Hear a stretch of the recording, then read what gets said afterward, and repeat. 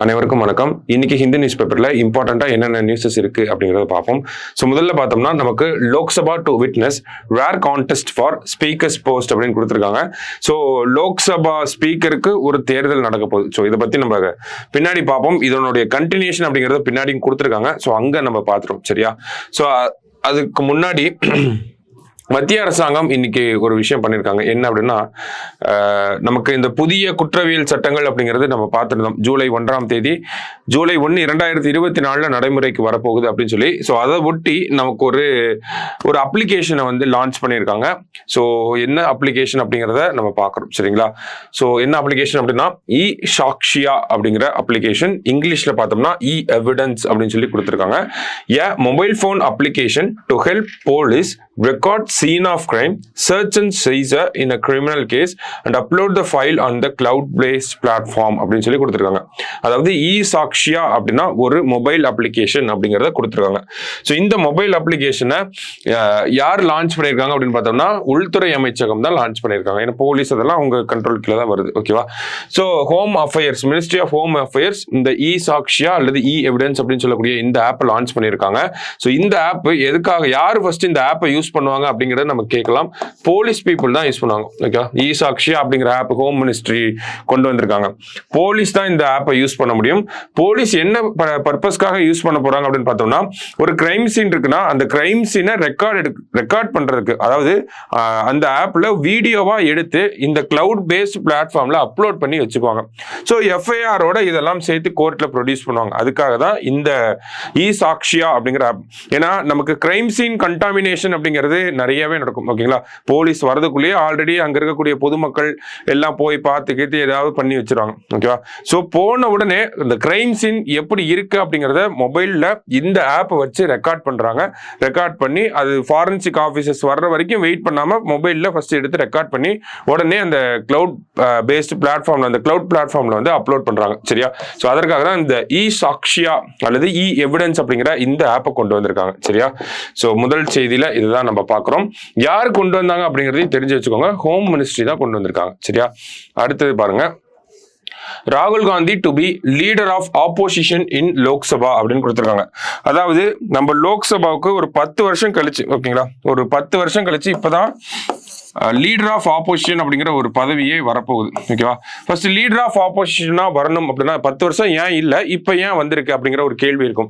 ஏன் 10 வருஷம் இல்லை அப்படின்னு பார்த்தோம்னா, 16வது மற்றும் 17வது லோக்சபால நமக்கு எதிர்கட்சிகள் எந்த ஒரு கட்சியுமே 55 இடங்களுக்கு மேல வாங்கல. ஓகேவா? 55 லோக்சபா சீட்டுக்கு மேல வாங்கல. ஓகேவா? எல்லாமே 55க்கு உள்ளதான் இருந்தாங்க. 16வது மற்றும் 17வது லோக்சபால எந்த ஒரு கட்சியுமே 55 லோக்சபா சீட்டுக்கு மேல வாங்கல. 55 லோக்சபா சீட்டுக்கு உள்ளதான் இருந்தாங்க. அப்ப ஏன் இந்த 55 அப்படிங்கிற நம்பர்? அதாவது மக்களவை உறுப்பினர்களின் எண்ணிக்கை 543. அதுல 10%, 1/10 தான் நம்ம 543, 54.3 சொல்றோம். Approximately equal to 55. ஓகேவா? அதாவது மக்களவை உறுப்பினர்களின் எண்ணிக்கையில 1/10 பங்காவது வச்சிருக்கணும். அதாவது ஒரு 55 உறுப்பினர்களாவது வச்சிருக்கணும். அப்படி வச்சிருக்கிற கூடிய ஒரு கட்சியை தான் நம்ம எதிர்கட்சின்னு சொல்லி, அந்த கட்சியினுடைய தலைவரை வந்து நம்ம எதிர்கட்சி தலைவர் அப்படின்னு சொல்றோம். என்னன்னா, ஒரு கட்சிக்கு 2 தலைவர்கள் இருக்கலாம். எப்படி 2 தலைவர்கள் இருக்கலாம்? அரசியல் சார்ந்து அந்த அவைக்கு வெளியே, பாராளுமன்றத்துக்கு வெளியில கட்சியோட தலைவர், எக்ஸாம்பிளுக்கு இந்த இடத்துல மல்லிகார்ஜுன் கார்கே, ஓகேவா, அவர் தான் கட்சியோட தலைவராக இருக்காரு. ஆனா அந்த பாராளுமன்றத்துக்கு உள்ள யார் தலைவரா இருக்காங்கன்னா இவர் தான் இருப்பார், ராகுல் காந்தி அவர்கள் தான் இருப்பாங்க. ஓகேவா? இதான் லெஜிஸ்லேட்டிவ் பார்ட்டி லீடர் அப்படின்னு சொல்லுவாங்க, பார்லிமெண்டரி பார்ட்டி லீடர் அப்படின்னு சொல்லுவாங்க. ஸோ அவ்வளோ டீப்பா நம்ம போக வேண்டாம். சரியா? ஸோ இந்த இடத்துல என்ன பார்க்குறோம் அப்படின்னா, ஒரு கட்சி 55 உறுப்பினர்களை வச்சிருந்தாங்க அப்படின்னா அவங்களுக்கு எதிர்கட்சி அப்படிங்கிற அந்தஸ்து கிடைக்கும். அதுல இருக்கக்கூடிய ஒருத்தர் வந்து எதிர்கட்சி தலைவராக அப்பாயிண்ட் பண்ணுவாங்க. அந்த வகையில காங்கிரஸ் இந்த தடவை பார்த்தோம்னா 99 உறுப்பினர்களை வச்சிருக்காங்க. அப்ப 55 அப்படிங்கிற நம்பரை 16வது லோக்சபால கிராஸ் பண்ண முடியல, 17வது லோக்சபால கிராஸ் பண்ண முடியல, ஆனா 18வது லோக்சபால கிராஸ் பண்ணிட்டாங்க. 18வது லோக்சபால 55 அப்படிங்கிற நம்பர் கிராஸ் பண்ணனால ராகுல் காந்தி அவர்களை வந்து எதிர்கட்சி தலைவரா வந்து அப்பாயிண்ட் பண்ணிருக்காங்க. லீடர் ஆஃப் ஆப்போசிஷன் ரொம்ப ரொம்ப முக்கியமான ஒரு பதவி. ஓகேங்களா? ராகுல் காந்தி அவர்களுடைய அரசியல் பயணத்துல அவரோட வகிக்கக்கூடிய முதல் பதவியாகவும் இருக்கு. ஓகேங்களா? அவரோட கான்ஸ்டிடியூஷனல் ஜேர்னில பார்த்தோம்னா, பொலிட்டிக்கல் ஜேர்னில பார்த்தோம்னா இதுதான் அவரோட ஃபர்ஸ்ட் கான்ஸ்டிடியூஷனல் போஸ்ட் அப்படின்னு நம்ம சொல்றோம். ஓகேவா? ஓகேவா. ஸோ அதை தவிர்த்து பார்க்குறப்ப இந்த லீடர் ஆஃப் ஆப்போசிஷன் அப்படிங்கிறது என்ன ஒரு முக்கியத்துவம் வாய்ந்தது அப்படின்னு பார்த்தோம்னா, நமக்கு இந்த லீடர் ஆஃப் ஆப்போசிஷன் நிறைய பார்த்துருப்போம். நிறைய கமிட்டி, நிறைய கமிஷனோட சேர்பர்சனை செலக்ட் பண்ணக்கூடிய கமிட்டியில இவர் வந்து ஒரு உறுப்பினராக இருப்பார். யாருன்னா லீடர் ஆஃப் ஆப்போசிஷன். ஓகேவா. ஒவ்வொரு இப்போ எக்ஸாம்பிளுக்கு வந்து பார்த்தோம்னா, நமக்கு எலெக்ஷன் கமிஷனரை தேர்ந்தெடுக்கிறதுக்கு ஒரு கமிட்டி இருக்கு. யாரெல்லாம் அப்படின்னு பார்த்தோம்னா, பிரைம் மினிஸ்டர் இருக்காங்க, யூனியன் கேபினட் மினிஸ்டர் இருக்காங்க, அடுத்து பார்த்தோம்னா லீடர் ஆஃப் ஆப்போசிஷன் இருப்பாங்க. ஓகேவா. அந்த மாதிரி பல கமிட்டிஸ்ல வந்து லீடர் ஆஃப் ஆப்போசிஷன் ஒரு மெம்பரா வந்திருப்பார். ஓகேவா. ஸோ அந்த மாதிரி என்னென்ன கமிட்டிஸ்லாம் இருக்கு அப்படின்னு பார்த்தோம்னா, எலெக்ஷன் கமிஷனரை தேர்ந்தெடுக்கக்கூடிய செலெக்ஷன் கமிட்டியில, அடுத்தது சிபிஐ டைரக்டரை தேர்ந்தெடுக்கக்கூடிய செலெக்ஷன் கமிட்டியில, சென்ட்ரல் விஜிலன்ஸ் கமிஷனரை தேர்ந்தெடுக்கக்கூடிய செலெக்ஷன் கமிட்டியில, அடுத்தது நேஷனல் ஹியூமன் ரைட்ஸ் கமிஷன் சேர்பர்சனை தேர்ந்தெடுக்கக்கூடிய செலெக்ஷன் கமிட்டியில. ஓகேவா. ஸோ இந்த மாதிரி முக்கியமான கமிட்டிஸ்லாம் இருக்கு. ஓகேங்களா. முக்கியமான கமிஷன் இதெல்லாம். இந்த முக்கியமான கமிஷன்ஸோட சேர்பர்சனை தேர்ந்தெடுக்கக்கூடிய செலெக்ஷன் கமிட்டியில லீடர் ஆஃப் ஆப்போசிஷன் ஒரு உறுப்பினரா இருப்பார். ஓகேங்களா. சோ இதெல்லாம் நம்ம பார்க்கிறோம். அடுத்தது வேற என்ன இதுல நம்ம தெரிஞ்சுக்கணும் அப்படின்னா, லீடர் ஆஃப் ஆப்போசிஷன் அப்படின்னு ஒருத்தர் இருந்தாரு அப்படின்னா, அவருக்கு வந்து கேபினெட் அமைச்சருக்கான அந்தஸ்து வழங்கப்படுது இந்தியாவில். ஓகேவா. Cabinet minister is equal to the cabinet minister அப்படின்னு நம்ம சொல்றோம். லீடர் ஆஃப் ஆப்போசிஷன் முதல்ல யாரு லீடர் ஆஃப் ஆப்போசிஷனா வந்திருப்பாங்க? 1952 இருந்து நமக்கு தேர்தல் நடக்குது. 52, 57 அப்படின்னு சொல்லி வரிசையா நடந்துட்டே இருக்கு இல்லையா. சோ முதல்ல ஒரு ரெகக்னைஸ்ட் லீடர் ஆஃப் ஆப்போசிஷன் அப்படின்னு சொல்லி எப்போ வராங்க அப்படின்னா, 1969ஆம் ஆண்டு தான் வராரு. ராம் சிங் அப்படின்னு ஒருத்தர், ராம் சுபாக் சிங் அப்படின்னு சொல்லுவாங்க. நம்ம ராம் சிங் ஞாபகம் வச்சுக்கலாம். ஓகேவா. ஸோ ராம் சுபாக் சிங் அப்படிங்கிறவர் தான் 1969 முதல்ல நமக்கு என்னவா வராரு அப்படின்னா, லீடர் ஆஃப் ஆப்போசிஷன், ஒரு எதிர்கட்சி தலைவராக வராங்க. ஓகேவா. இந்த எதிர்கட்சி தலைவர்களை நம்ம கேபினெட் அமைச்சருக்கு ஈக்குவலா இருக்காங்க அப்படின்னு பார்த்தோம். இவங்களுக்கு எதிர்கட்சி தலைவர் அப்படிங்கிற இந்த பதவிக்கு வந்து சட்ட அங்கீகாரம் எப்போ வழங்கப்பட்டுச்சுன்றதை கேட்கலாம். 1977 தான் இந்த எதிர்கட்சி தலைவர் அப்படிங்கிற இந்த பதவிக்கு சட்ட அங்கீகாரம் அப்படிங்கிறது வழங்கப்பட்டுச்சு. ஸ்டாட்யூட்டரி ரெகக்னிஷன் அப்படின்னு நம்ம இங்கிலீஷ்ல சொல்றோம். 1977 வழங்கப்பட்டுச்சு. சரியா. சோ ஒரு லீடர் ஆஃப் ஆப்போசிஷன் இருக்காங்க அப்படின்னா நம்ம இவ்வளவு விஷயங்கள் நம்ம தெரிஞ்சுக்கணும். அது மட்டும் இல்லாம ஏன் இவ்வளவு டீப்பா பாக்குறோம் அப்படின்னா, 10 வருஷம் கழிச்சு இப்பதான் ஒரு லீடர் ஆஃப் ஆப்போசிஷன் வராங்க. சோ அதனாலதான் இது இன்னமும் முக்கியமா இருக்கு. சரிங்களா. அடுத்தது பார்த்தோம்னா, நமக்கு நேத்து லோக்சபா உறுப்பினர்கள் மண்டே அண்ட் டியூஸ்டே 2 நாளா என்ன பண்ணாங்கன்னா, மண்டே ஒரு 280 பேர், நேத்து மீதி இருக்கவங்க எல்லாருமே வந்து பதவி பிரமாணம் செஞ்சுட்டாங்க. ஓகேவா. ஸோ எல்லாருமே உறுப்பினர்களா ஆயிட்டாங்க. அடுத்த வேலை என்ன அப்படின்னு பார்த்தோம்னா, அவங்கள வழிநடத்துறதுக்கு அந்த பிரிசைடிங் ஆஃபீஸர் அப்படின்னு சொல்லுவோம், ஸ்பீக்கரை வந்து தேர்ந்தெடுக்கணும். ஓகேங்களா. ஸ்பீக்கர் எலெக்ஷனை வந்து கண்டக்ட் பண்ணணும். அப்ப ஸ்பீக்கர் எலெக்ஷனை கண்டக்ட் பண்றது அப்படிங்கிறதா லோக்சபா இன்னைக்கு பண்ணக்கூடிய வேலையா இருக்கும். ஓகேவா. ஸோ ஸ்பீக்கர் எலெக்ஷனை பொறுத்த வரைக்கும் பார்த்தோம்னா, பொதுவாகவே என்ன ஆகும் அப்படின்னா, ஒரு கன்சென்சஸ் வந்துடும். ஓகேங்களா. ஒரு ஒருமித்த கருத்து வந்துடும் ரூலிங் பார்ட்டிக்கும் ஆப்போசிஷன் பார்ட்டிக்கும். ஸோ ஒரு மனதா பேசி, நாங்க ரூலிங் பார்ட்டியை சேர்ந்த எங்கால வந்து நாங்க ஸ்பீக்கரா வச்சுக்கிறோம், எதிர்கட்சியிலிருந்து வரக்கூடிய உங்கால டெபுட்டி ஸ்பீக்கரா வச்சுக்கிறோம் அப்படிங்கிறதா நடைமுறை. ஓகேங்களா. இப்படிதான் பொதுவாகவே இந்தியாவில் ஸ்பீக்கர் எலெக்ஷன் அப்படிங்கிறது நடக்காது. ஓகேவா. கடந்த லோக்சபாவோ இல்ல அதுக்கு முன்னாடி லோக்சபாவோ அல்ல அதுக்கு முன்னாடி லோக்சபாவோ எடுத்து பார்த்தீங்கன்னா, நமக்கு ஸ்பீக்கர் எலெக்ஷன் அப்படிங்கிறது நடந்திருக்காது. ஏன் அப்படின்னு பார்த்தோம்னா, நமக்கு அந்த ஒருமித்த கருத்து அப்படிங்கிறது வந்துடும். ஸ்பீக்கர் போஸ்ட்டை நீங்க எடுத்துக்கோங்க, டெபுட்டி ஸ்பீக்கரை நாங்க எடுத்துக்கிறோம் அப்படிங்கிற ஒரு கன்சென்சஸ் அப்படிங்கிறது வந்துடும். ஓகேவா.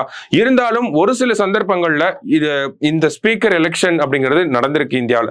அந்த ஒரு சில சந்தர்ப்பங்கள் தான் இப்பயும் பார்க்கிறோம். நம்ம லோக்சபால 18வது லோக்சபால ஸ்பீக்கர் அப்படிங்கிற அந்த பதவிக்கு வந்து 2 கட்சிகளும் வந்து ஆப்போசிஷனும் சரி ரூலிங்கும் சரி ஒரு ஒருமித்த கருத்தை அவங்களால கொண்டு வர முடியல. ஓகேங்களா. ஸோ என்ன பண்றாங்க அப்படின்னா, இந்த ஸ்பீக்கர் எலெக்ஷன் அப்படிங்கிறது நடக்க போகுது. ஸ்பீக்கர் எலெக்ஷன் அப்படிங்கிறது நடக்க போது யார் போட்டியிட போறாங்க அப்படின்னு பார்த்தோம்னா, ஓம் பிர்லா, போன மக்களவையோட சபாநாயகராக இருந்த ஓம் பிர்லாவும், இந்த சைடு இந்தியா கூட்டணி சார்பாக கொடிக்குனில் சுரேஷ் அப்படின்னு சொல்லக்கூடிய 8 முறை லோக்சபா உறுப்பினராக இருந்த கொடிக்குனில் சுரேஷ் அப்படிங்கிறவரும் போட்டியிட போறாங்க. சரிங்களா. இருந்தாலும் நமக்கே தெரியும் மெஜாரிட்டி யாருக்கு இருக்கு, எந்த கேண்டிடேட் வின் பண்ணுவாங்க அப்படிங்கறதெல்லாம் தெரியும். இருந்தாலும் ஒரு கன்சென்சஸ் ரீச் ஆகாதனால தான் இந்த ஒரு எலெக்ஷன் அப்படிங்கிறது நடக்க போகுது, ஸ்பீக்கர் எலெக்ஷன் அப்படிங்கிறது. அப்ப ஸ்பீக்கர் அப்படின்னு பார்த்தோம்னா, ஸ்பீக்கரை எப்படி நம்ம தேர்ந்தெடுக்கிறோம்?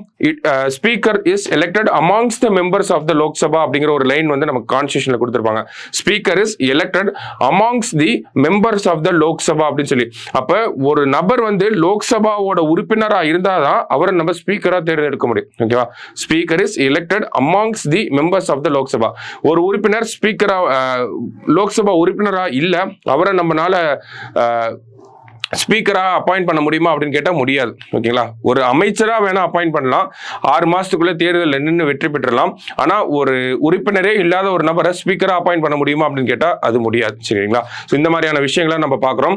ஸோ இந்த 18வது லோக்சபால நமக்கு ஸ்பீக்கர் தேர்தல் அப்படிங்கிறது, எலெக்ஷன் அப்படிங்கிறது நடக்க போகுது.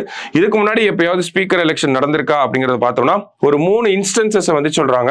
என்னென்ன இன்ஸ்டன்சஸ் அப்படின்னு பார்த்தோம்னா, ஃபர்ஸ்ட் 1952, அது மட்டும் தான் இங்க ஹைலைட் பண்ணிருப்போம். ஓகேவா? So 1952ல first instance GV Mavalankar வந்து வின் பண்ணியிருப்பாரு. அடுத்தது 1967ல நீலம் சஞ்சீவ ரெட்டி அவர்கள் வந்து வின் பண்ணியிருப்பாங்க. அண்ட் தென் 1976ல பார்த்தோம்னா பலிராம் பாகத் அப்படிங்கிறவர் வின் பண்ணியிருப்பாங்க. ஸோ என்னென்ன இன்ஸ்டன்சஸ்ல சில நியூஸ் பேப்பர்ஸ்ல வந்து இதுக்கு முன்னாடி ஸ்பீக்கர் எலெக்ஷனே நடந்ததில்லை அப்படிங்கிற மாதிரி கொடுத்துருந்தாங்க. அது தவறான டேட்டா. ஏன்னா 3 டைம் நடந்திருக்கு. 1952, 1967 and 1976 3 டைம் நடந்திருக்கு. ஓகேவா? ஸோ அந்த டேட்டாவை கொஞ்சம் நல்லா பார்த்து வச்சுக்கோங்க. ஓகே, ஸோ நெக்ஸ்ட் நியூஸ்ல பார்த்தோம்னா நமக்கு இங்க Chinese probe returns Earth with first samples from far side of the moon அப்படின்னு பார்க்குறோம் நம்ம. ஸோ ஆல்ரெடி இந்த ஒரு செய்தியை நம்ம பார்த்துட்டே தான் இருக்கோம். சாங் 6 அப்படின்னு சொல்லக்கூடிய சைனாவோட மூன் ப்ரோப் வந்து என்ன பண்ண போகுது, அதனுடைய மிஷனை பார்த்தோம். எர்த்லேருந்து கிளம்பி மூனோட சவுத் போலுக்கு போகுது. மூனோட சவுத் போலுக்கு போயிட்டு அங்கே இருக்கக்கூடிய சர்ஃபேஸ்ல இருந்து சில விஷயங்களை ட்ரில் பண்ணி கலெக்ட் பண்ணி மறுபடியும் மூனோட சவுத் போல்ல இருந்து எர்த்துக்கு வரப்போகுது. ஓகேங்களா? இதுதான் அந்த மூனோட அப்ஜெக்டிவ். ஸோ மூனுக்கு போச்சு, ட்ரில் பண்ணிச்சு, கலெக்ட் பண்ணிட்டு மறுபடியும் எர்த்துக்கு வந்துருச்சு. அதை தான் இங்க போட்டோவா கொடுத்துருக்காங்க. ஓகேவா? ஸோ மூனோட ஃபார் சைடு அப்படின்னு கொடுத்துருக்காங்க. அதாவது மூனோட சவுத் போல்ல போய் லேண்ட் ஆகி அங்கிருந்து சாம்பிள்ல இது வரைக்கும் யாரும் கலெக்ட் பண்ணதில்ல.